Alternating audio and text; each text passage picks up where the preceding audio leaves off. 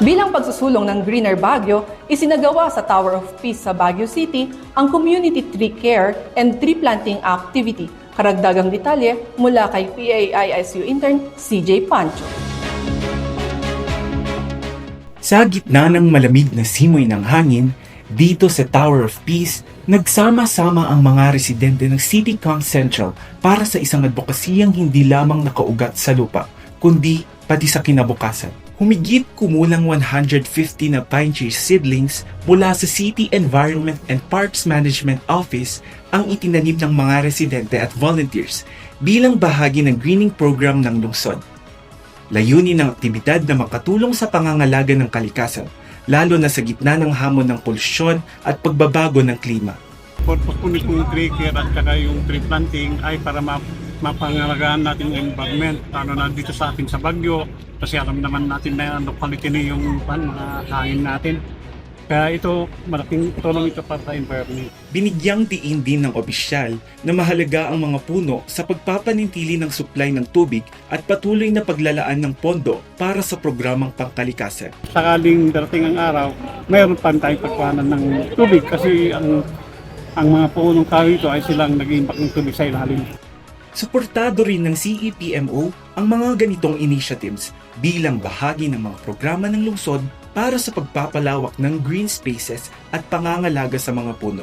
So meron na kami mga planted trees before na kailangan nilang i-sustain tapos alagaan. And then tree planting is yung mga matay na mga seedlings before, pwede nilang i-replace. Karamihan ng plant namin is Benguet pine trees. Pero usually kung kailangan naman nila ng fruiting trees, available din naman. Ayon pa sa isang opisyal, mahalaga ang pagtatanim lalo na ngayong tag-ulan at sa panahong nararanasan ang epekto ng climate change at pagbaba ng bilang ng pine trees sa lungsod. Nakiisa rin ng mga residente sa aktibidad bilang pagsuporta sa programang nakatutok sa pangangalaga ng kalikasan.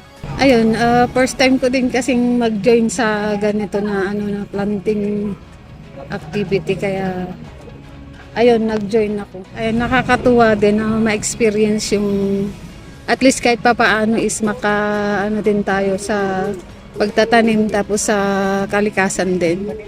Gusto kong makatulong din na mag-improve or ang tawag doon, makadagdag sa ng kalikasan, but to save the Mother Earth, 'di ba? Kasi syempre nandito tayo sa syudad. Syempre marami ng mga buildings. So hindi naman puro building ang ipapatayo natin, kundi magtanim din tayo ng mga puno kasi makakatulong din 'yan sa atin in the future. Sobrang saya sa pakiramdam na parang nakatulong ka in a way na parang this simple initiative na sumali sa ganito. Ang laking bagay na naitutulong mo para mai-save si Mother Earth. Mula sa simpleng pagtatanim, unti-unting lumalago ang mas malaking layunin, ang isang mas luntian, mas malinis at mas buhay na Baguio City. Habang patuloy na sumusuporta ang komunidad sa mga ganitong inisyatiba, malinaw na ang kalikasan ay hindi lang responsibilidad ng iilan, kundi ng lahat. Mula rito sa CityCom Central Barangay, ako po si PIA-ISU intern CJ Pancho para sa PIA News Cordillera.